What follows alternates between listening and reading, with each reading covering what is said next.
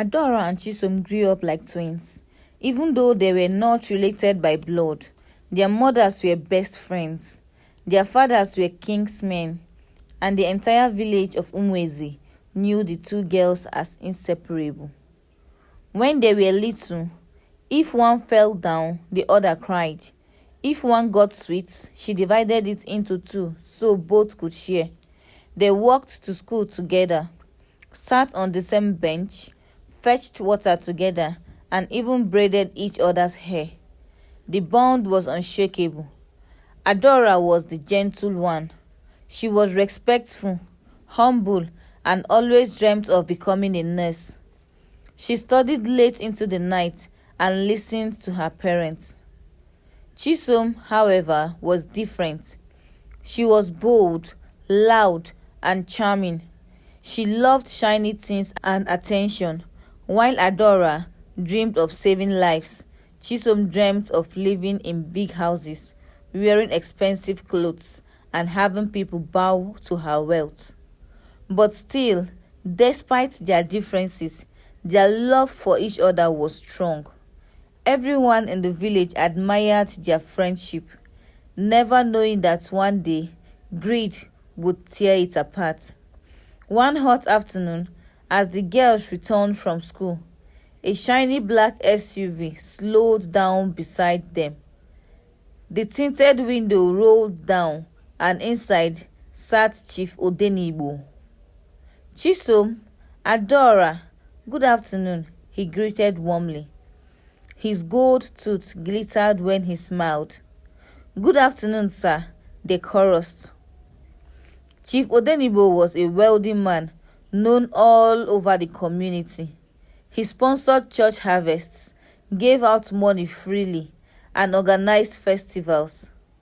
But there were whispers too, about missing girls, about strange rituals, about how his wealth was not clean.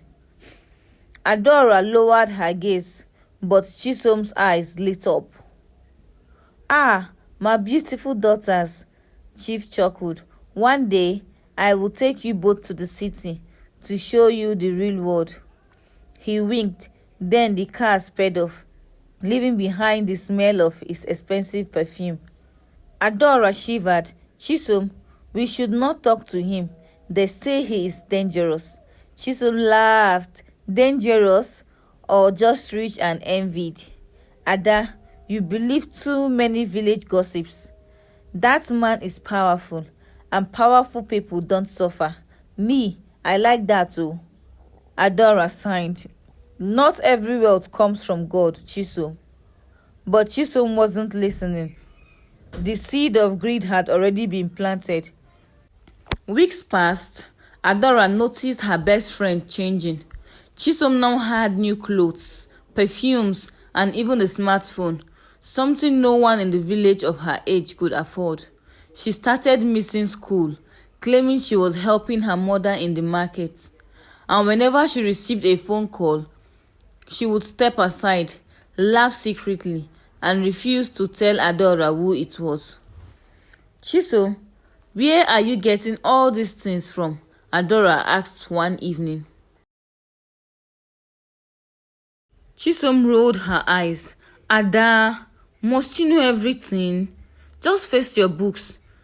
I hope you are not talking to that Chief Odenibo, Adora pressed. At once, Chisom stiffened. Then she forced a laugh. So what if I am? At least he notices me.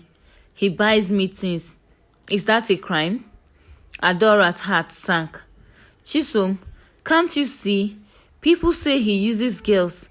Don't let money blind you. Chisom's face hardened. Adora, let me tell you something.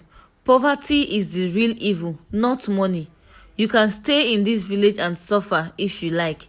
Me? I must shine. That night, Adora cried quietly in her room.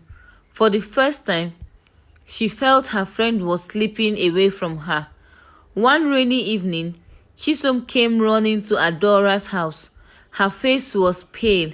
Her voice was shaky. Ada, please, I need your help, she whispered. What is it? There's this dinner party Chief Odenibo invited me to. but he said I shouldn't come alone. Please just come with me. It's nothing serious, just food, music, and dancing. Please, Ada. Adora hesitated. You know I don't like such things. Please, Ada, you are my only true friend. Don't let me go alone, I beg you. Nothing bad will happen. Against her better judgment, Adora agreed. She had no idea she was walking into a trap. The party was at Chief Odenibo's mansion. Bright lights filled the compound, expensive cars were parked outside, and waiters moved around with trays of wine and food. Adora felt small and out of place. She clung to Chisom's hand. Relax, Ada, Chisom whispered, smiling. Just enjoy yourself. Chief welcomed them warmly.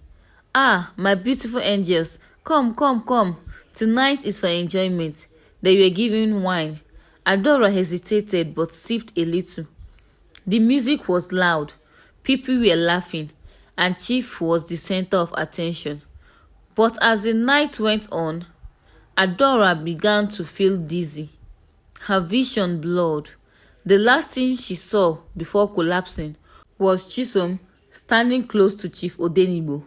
Her face was pale, but her eyes glittered with something Adora couldn't understand. When Adora woke up, she was lying on a cold floor in a dark, strange room. Strange symbols were drawn on the walls. Candles flickered. She struggled to move, but her hands were tied.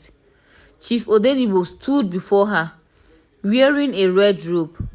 Beside him was Chisom, her best friend, her sister from another mother, standing quietly, avoiding her eyes. Chisom, why? Why am I here? Adora whispered. Chisom's lips trembled. Tears welled up in her eyes, but she forced herself to stay still. Chief laughed. My dear Adora, your friend has given you to us as a gift. Her loyalty will be rewarded with riches beyond imagination. Adora's eyes widened. Chisom, tell me it's not true. You can't do this to me. Chisom looked away. I am sorry, Ada, but I can't remain poor. This is the only way. The words struck Adora's heart like a knife. Her best friend, the girl she trusted with her life, the girl she called her own sister, had sold her out for wealth. That night, a ritual was performed. Adora screamed and cried, but her voice was drowned by chants. Pain shot through her body as strange marks were carved into her skin. When it was over, she was thrown out of the compound, weak and bleeding, left to die. Adora survived, but her life was never the same. Her body bore scars, her spirit carried trauma, and her heart carried betrayal. She could no longer trust anyone, not after what Chisom had done to her. Her parents wept when they saw her condition. They begged her to tell them what happened, but Adora remained silent. She couldn't bring herself to expose her best friend. But deep inside, she swore one thing: she would never forgive Chisom. While Chisom suffered, Adora's life changed. She started wearing expensive clothes, carrying gold-plated phone, moving with rich girls, driving cars, and living the luxurious lifestyle she had always wanted. She stopped living in the village and relocated to the city. She came back home only during Christmas and other festivals, driving flashy cars and throwing money around. People praised her. They envied her. They called her a blessed child. But only Adora knew the truth, that Chisom's wealth was built on betrayal. Years passed. Adora slowly healed. Though the scars on her body remained, she became a nurse, working hard to save lives. She refused to let bitterness consume her. One day, News reached the village that Chisom had been arrested in the city. She had become greedy and wanting more wealth than Chief Odenibo could give. She got involved in another dark ritual, but this time it failed. Several girls died and Chisom was caught. The whole city buzzed with the scandal. The girl once envied by all was now a disgrace. Adora sat quietly when she heard the news. She felt no joy, no anger, only pity. Chisom's fall was great, from mansions to prison, from fame to shame. Adora visited her once. Chisom broke down in tears. Adora, please forgive me. I destroyed our friendship. I destroyed my life. Greed blinded me.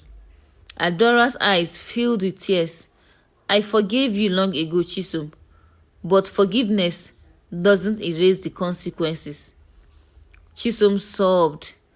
I thought wealth would bring me happiness, but I lost everything that mattered. Adora walked out, leaving her former best friend behind bars. As she stepped into the light, she whispered, "Greed kills, betrayal destroys, and sometimes the ones we trust the most can break us the deepest."